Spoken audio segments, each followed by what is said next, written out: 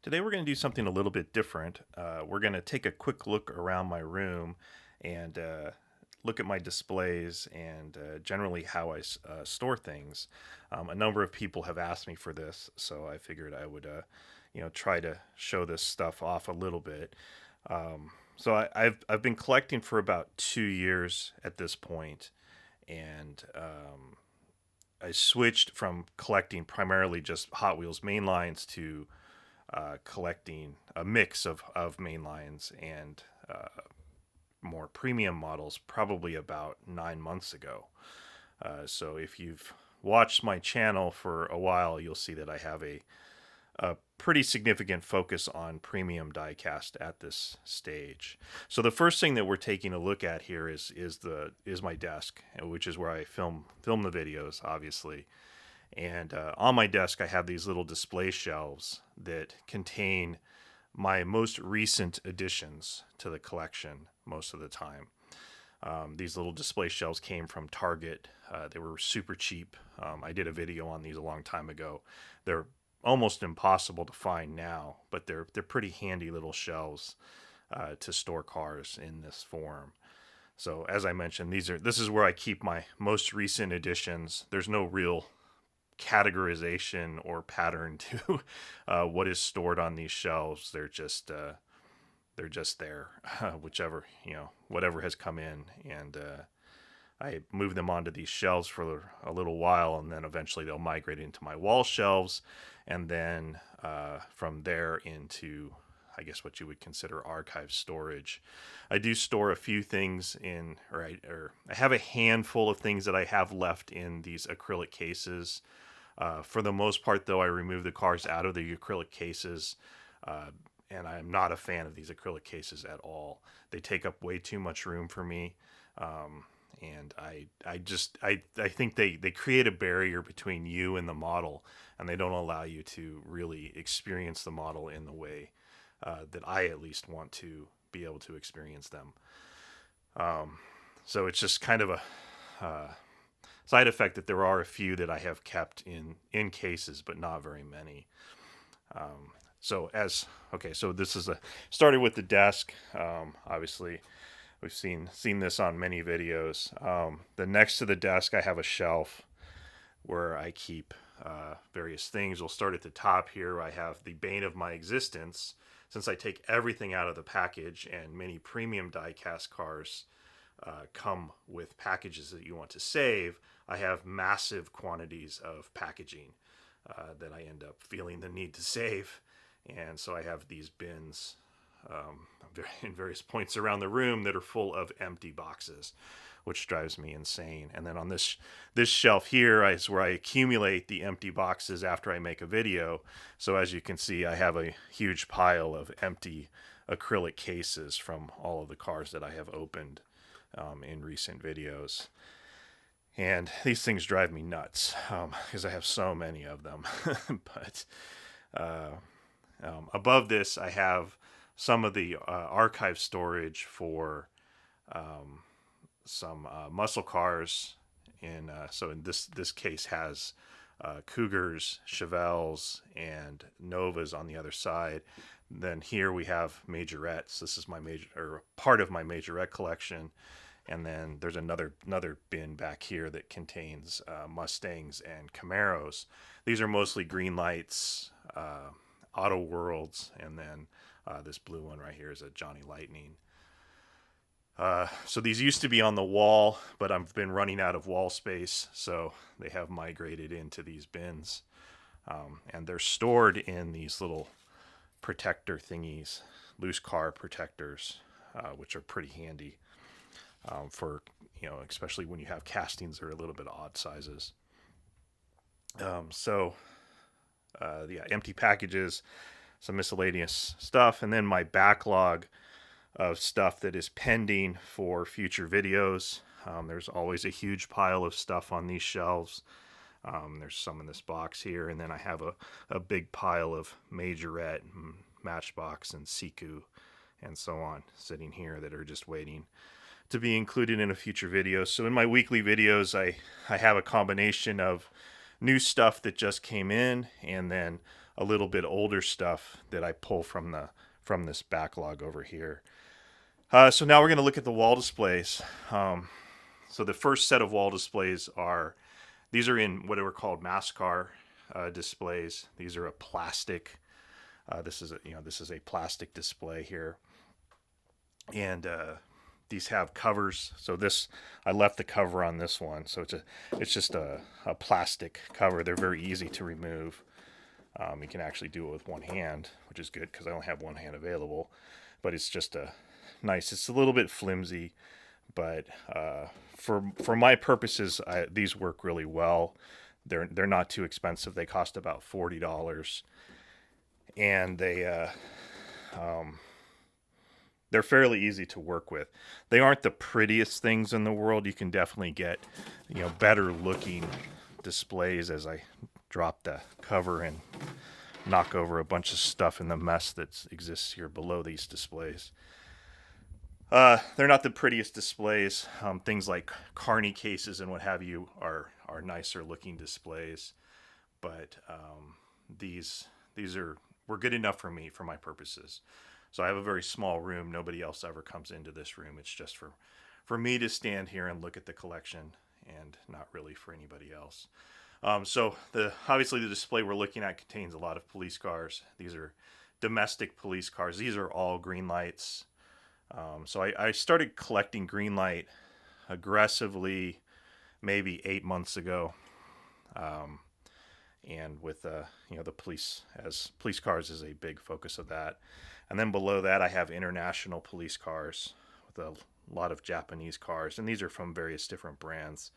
Number of Tomica limited vintages and regular Tomicas, and there's some Hot Wheels and a few green lights, and then we get into some interesting brands. We have X-Car Toys and Tiny HK, Majorette. These are Majorette, Aerocar. I think these are Aerocar. One of these is a Tiny HK, I think. And we have some Russian cars down at the end there, which Russia. So next to these we have this is Hot Wheels. These are the Fast and Furious sets. There's a few holes in this set, or in this display, for cars that I'm missing. I do have the ones that go in here. I have 4 of the 5 that are supposed to go here. And then there's this set. This is the Furious Fleet Fast and Furious set. I've only ever seen these 2 vehicles. I have never seen the other 3 at any point in time in a store. So it's very frustrating. But I have been, since I started collecting, I've been collecting all of these.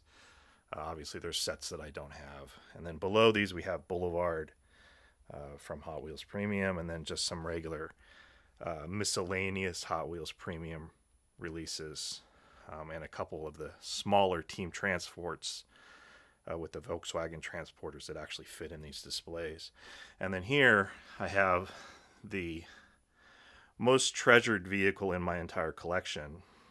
This is a original Redline, an original Hot Wheel from 1968 or 69, whenever this was released. And this was this was given to me by my wife. It was the one Hot Wheel that she was given as a child, and she had kept it for the entire time. And it's in terrible condition, but all the pieces are there. It has an opening hood, and still works and everything. After all this time, the wheels are completely trashed and axles are bent and everything.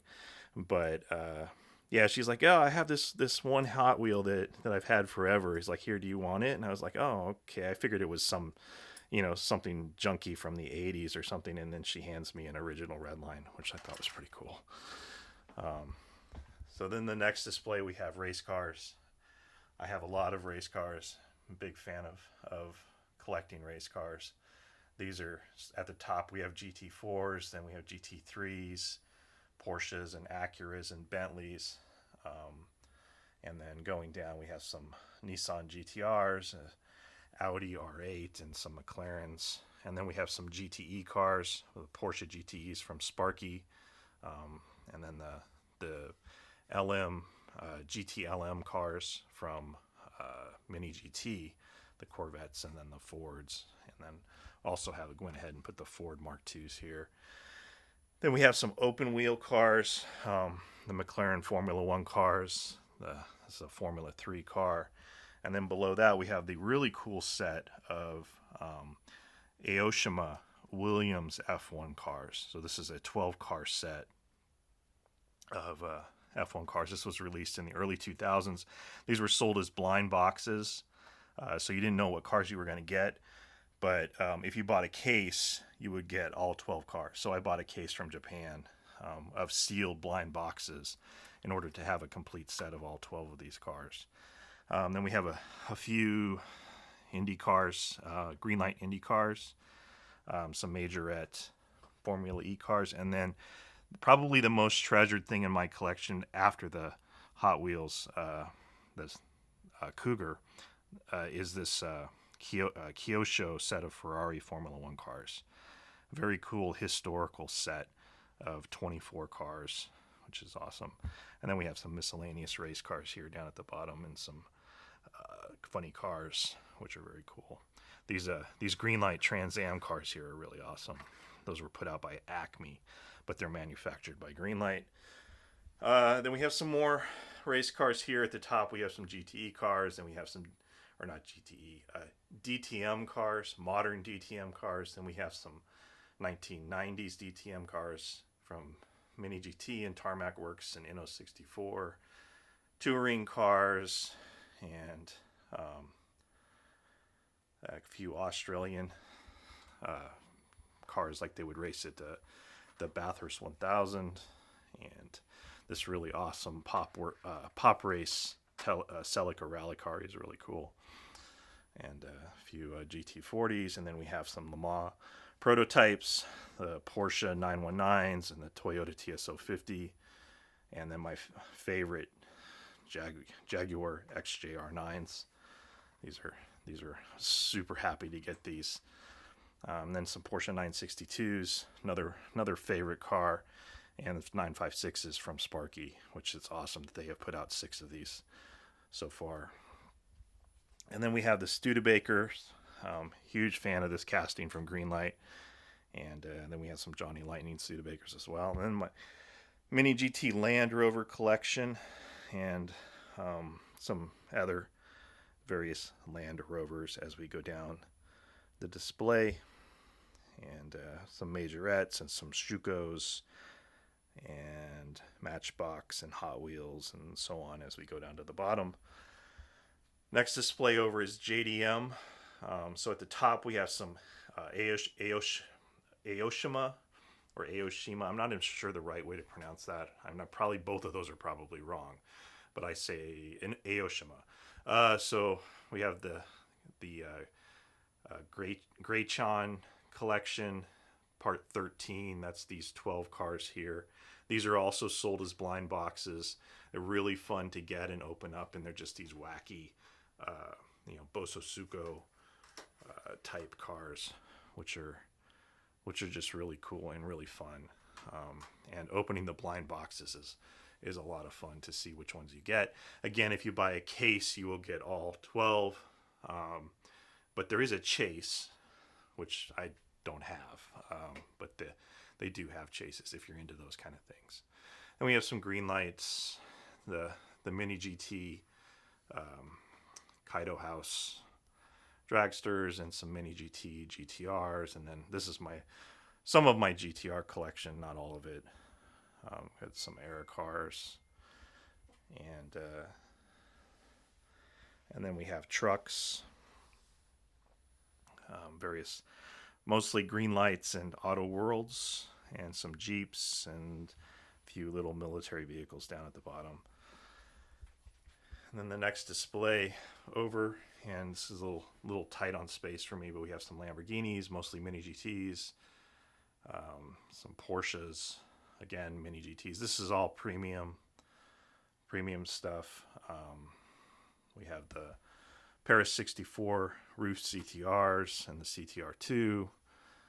We have this awesome Bisimoto. This is a resin model, and very cool Tarmac Works back date Porsche, which is awesome. And then some BMWs from Schuko, and then a bunch of mini GTs, and then a bunch of mini GT Bentleys. And this, a couple pair of 64 BMWs in here as well. And then we have some land yachts from Auto World and Greenlight, wagons, and some older cars. And then we get into some smaller cars, some minis and Volkswagens, and the really cool Ford Escort casting that Greenlight has put out, which I really like. And then the last display, which over here, or the last display on this wall, is a little tricky. So this is going to be muscle cars, Dodge Chargers and Challengers. Again, mostly Greenlight and Auto World. There's some Racing Champions in there as well. This gray one here is Racing Champions. Then we have some Dodge Stealths and Mitsubishi 3000 GTs and Supras. And then some just other mix of muscle cars from various different brands. And then we go down the more modern supercars, Ford GTs, Supras, not really a supercar, but it's in this shelf. Then we have some Paganis. I love Paganis, so I'm starting to build a little nice collection of Paganis. Few Ferraris. I do not have very many Ferraris in my collection. Aston Martins, some McLarens, Bugattis, Mercedes, some Audi and Lamborghini wagon and SUV vehicles, and then the Corvette C8s. And then elsewhere around the room, so in the middle of the room, and the thing that takes up so much space is my racing simulator. There is no steering wheel mounted on here at the moment, which if we grab that, so this is the steering wheel. It's a quick release steering wheel, so you can swap the wheels. It's motion, and then I do everything in VR. So I use a Pimax 8KX headset, which is absolutely amazing. Amazing thing. The immersion that you get from driving in VR, where you can't, you're fully immersed in the car, and then having a motion seat is just absolutely amazing. So moving on over to this wall, we have Hot Wheels and various other brands. There's some mixes of majorettes. There's some Johnny Lightnings up here. This is kind of a holding place. Once stuff migrates off of my desk, it makes it onto this wall, and we'll stay here until I decide to move it into archival storage. There's not really a pattern to what is on this wall. It's just however I happen to fill it up, except for this. These two are Porsches. So I have been keeping at least these two focused on that, but otherwise it's a bit of a mix of various different things. And then we have in the corner over here, we have mainline police cars, mostly Matchbox. There are a few Hot Wheels in there as well, and then we have team transports and some motorcycles and what have you. These are in these Hot Wheels display cases, which they're kind of useful for larger castings. I don't generally like these displays much beyond that, but they work reasonably well for for these Hot Wheels team transports, which I had been collecting. I'm losing interest in the series. It's gotten a little stale, and they've been a little too repetitive with their trucks, and the trucks are not particularly interesting most of the time. Like this one is, I think, the only really cool truck that they have done. The rest of these are very meh, and they do way too many of these. The Carry On and even these other ones, these fantasy ones, they just do them too often. Anyway, Then we have more larger castings, some larger green light pickups, and this really cool X Car Toys British police van, and this awesome green light. I think it's a Dodge pickup from the Mexican police, which is really cool. And then we have my set of customs that I made, and not not very many. I didn't get very far with my career as a Hot Wheels customizer, but I did keep all of them and keep them in this Hot Wheels display. And then below that, we just have some more miscellaneous Hot Wheels and Matchbox, the Global Series. These are really cool. I love the Global Series of stuff from Matchbox. And then my Kia Stinger collection, which is of course very important. And then one more display over here we'll just look at really quickly. These are Hot Wheels car culture releases. And I have most of them, the ones that have been put out. There's a few holes. And I do not have the latest one, the Toyota one. The latest American scene isn't one I'm super interested in reality. And the whole chase car thing is a little bit questionable to me. And then this is all just miscellaneous Hot Wheels premium stuff. Some of them are team transports that have been orphaned from their truck, and or various other individual premium Hot Wheels releases. But so from the displays for overstock, I use a couple different approaches. Obviously the jammers, which are very common, that just about everybody uses. So these are stacked too deep on this shelf, and these hold Hot Wheels and Matchbox. I mix them up. I store them by vehicle manufacturer, and I mix Hot Wheels and Matchbox together in the same cases. So there's some here, there's some on the other side of the room, and there's some over there, and they just kind of a big random mix of stuff. And then I have a few of these bins, so that I use these bins in combination with the loose car protectors that I showed previously, and I showed some cars sitting in these bins. So these are just waiting for stuff to come off of the wall, go into loose car protectors, and then be stored in these bins. And I do that because, as you collect more premium cars, you have more cars that are larger castings, and they don't fit in these jammers. These work really great for Hot Wheels and Matchbox, but they are not good at all for anything else, really, for various different reasons. But the loose car protector with a bin like this works pretty well. And when we have another backlog of stuff here, this is just miscellaneous, like overage, extra cars, duplicates, chases that I don't really consider part of my collection, because I don't collect chases, so nothing super exciting.